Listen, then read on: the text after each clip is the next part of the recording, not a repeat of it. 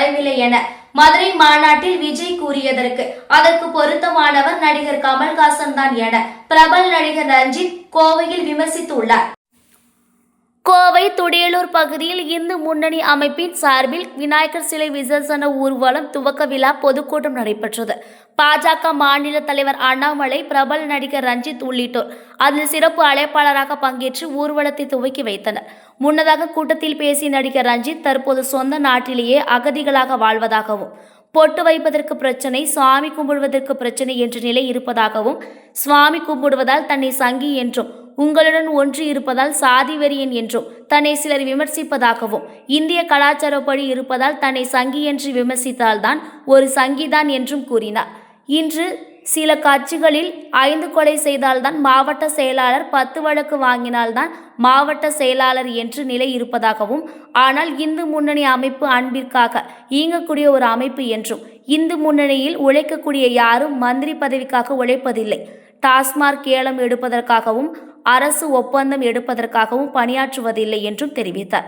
மேலும் அண்மையில் மதுரையில் நடைபெற்ற தாவேகா மாநாட்டில் பேசிய நடிகர் விஜய், பிழைப்பு தேடி அரசியலுக்கு வந்தவன் நான் இல்லை என்று குறிப்பிட்டதாகவும், அப்படியென்றால் மறைந்த முதலமைச்சர் எம்ஜிஆரை சொன்னாரா, அல்லது அம்மா ஜெயலலிதாவை சொன்னாரா, அல்லது கேப்டன் விஜயகாந்தை சொன்னாரா என்றும், ஒருவேளை நேரடியாக சொல்வதற்கு பதிலாக மறைமுகமாக நடிகர் கமல்ஹாசனை குறிப்பிட்டாரா என்றும் நகைப்புடன் கூறியதுடன், பிழைப்புக்காக அரசியலுக்கு வந்தவர் என்ற வார்த்தைக்கு பொருத்தமானவர் நடிகர் கமல்ஹாசன் தான் என்றும் விமர்சித்தார்.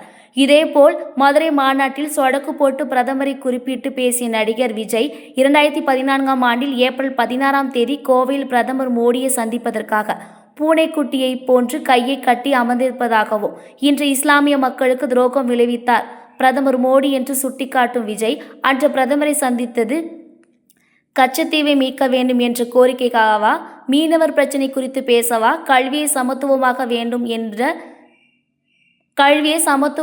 வேண்டும் என்றதற்கு பேசுவதற்காகவா, அல்லது கலாச்சாரத்தை அல்லது கள்ளச்சாராயத்தை ஒழிக்க வேண்டும் என்பதற்காகவா என அடுக்கடுக்காய் கேள்வி எழுப்பியதுடன், தலைவா என்ற தனது படத்தை ரிலீஸ் செய்வதற்காகவே காத்திருப்பதாகவும் கூறினார். மேலும் நடிகர் விஜய் அதெல்லாம் மறந்துவிட்டார் போல என்றும், அவருக்கு மூளையில் ஏதோ பிரச்சனை இருக்கிறது, நடுவில் கொஞ்சம் பக்கத்தை காணாம் என்பது போல என்றும் விமர்சித்தார். முதல்வரை அங்கிள் என பேசுகிறாயே, உனக்கு அறிவில்லையா என்றும், பிரதமரை மிஸ்டர் என்று கூப்பிடுகிறாய், இதுதான் அரசியல் நாகரிகமா எனவும் வினா எழுப்பிய நடிகர் ரஞ்சித், உலகமே இன்று பிரதமர் மோடியை வியந்து பார்ப்பதாகவும், ஒரு வாக்காளராக தனது தந்தை யாரென்றால் அது மோடிதான் என்றும் குறிப்பிட்டார்.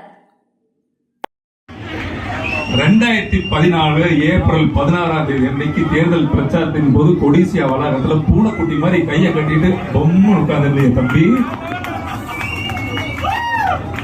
இப்ப கேட்கிறார் அவரு, இஸ்லாமிய சகோதரர்களுக்கும் இஸ்லாமியர்களுக்கும் துரோகம் விளைவிக்க வந்ததா ஒன்றிய அரசு கேட்கிறியா தம்பி? அன்னைக்கு நீ என்ன கோரிக்கையை வச்ச? கச்சத்தீவை மீட்கிறதுக்கு வந்து பாத்தியா? மீனவர் நலனுக்காக பாத்தியா? இல்ல கல்வியை சமத்துவமா இருக்கிறதுக்காக பாத்தியா? இல்ல கள்ளச்சாராயம் அதிகமாகி போயிட்டு எடுக்கிறதுக்காக பாத்தியா? எதுக்குடா வந்து பார்த்த?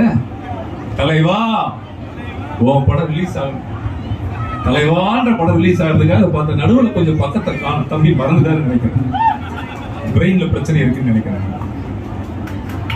இல்லையா? மிஸ்டர்னு கையை நொடிக்கும் போதெல்லாம் நான் ஒரு வாக்காளன் தம்பிகளா, நான் ஒரு வாக்காளன், நான் ஒரு குடிமகன், எனக்கு அப்பா யாருன்னா என்னை அவ்வளவுதான் பார்க்க. ஒரு நொடியும் நீ ஒழிச்சு கையெழுத்து சொல்லும் போதெல்லாம் எனக்குள்ள ஒரு பெரிய வேதனை என்ன வந்ததுன்னா, இன்னைக்கு உலக நாடுகளே வியந்து பார்க்கக்கூடிய அமெரிக்கா பொருளாதாரத்தை தீர்மானிக்கிற, அமெரிக்காவே வியந்து பார்க்கிற ஒரே பிரதமர் மோடி தானே.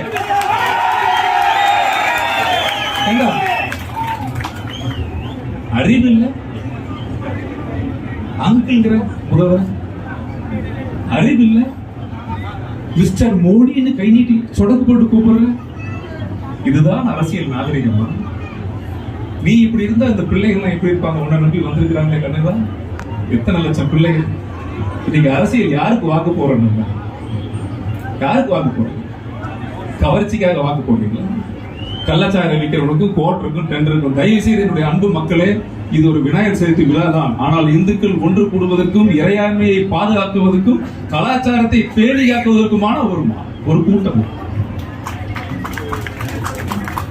நீங்க நல்லவர்கள் எல்லாம் அந்த பதவியில் அமரவில்லை என்றால் திருடவர்கள் அத்தனை பேரும் சேருக்கு ஆசைப்படுவோம்.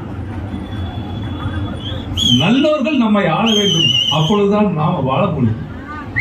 எனக்கு வர்ற கோபத்துக்கு ஓங்கி ஒரு குத்துன்னு தோணுது, அதை முதல்ல வாக்குல குத்துங்க. வாக்கால் குத்தி ஒழிக்க வேண்டும் என்னுடைய அன்பு வேண்டுகோள். மாறணும், மாற்றப்படணும். திரும்ப சொல்றேன், நல்லவர்கள் ஆள வேண்டும் என்றால் ஆளால் மட்டும்தான் நாம் நிம்மதியாக வாழ முடியும். இனிய விநாயகர் சதுர்த்தி நல்வாழ்த்துக்கள். இந்துக்காக, இந்திய இறையாண்மைக்காக, உலகத்திலே எந்த இந்துவும் தீவிரவாதி இல்லை. உலகத்திலே நம் மதம் அன்பை மட்டும்தான் செலுத்த சொல்கிறது. ஏதாவது வெட்ட சொல்லுச்சா, ஒன்னு அடிக்க சொல்லுச்சா, அடுத்தவனை சீர்குலைய சொல்லுச்சா? அன்பை மட்டும்தான் சொல்லிக் கொடுக்கிறது. அதுதான் கட்டமைப்பு. 1000 கடவுள்கள் நமக்கு, அம்மா, அப்பா, தாத்தா, சித்தப்பா, மாமா, மச்சாங்கிற மாதிரி 1000 விழுதுகள் கடவுள்கள். இந்தியாவில் எனக்கு மொழி தெரியாதுங்க, எனக்கு தமிழ் மட்டும்தான் தெரியும். நான் மகாபாரதம் படிச்சதில்லை, சிலப்பதிகாரம் படிச்சதில்லை, கம்பராமாயணம் படிச்சதில்லை, திருவாசகம் படிச்சதில்லை, எனக்கு எதுவுமே தெரியாது. ஆனா நான் இந்து, என்ன படிச்சுதான் நீ வரணும். நான் இந்து, நான் தான் தர்மம், நான் தான் மண், இது என் பூமி, நான் வாழ பிறந்தவன். சொந்த நாட்டில் அகதியாய் இருக்க மாட்டோம், அடித்து விரட்டுவோம் என்று சொல்லி விடைபெறுகிறேன். நன்றி, வணக்கம் தங்களே. ரொம்ப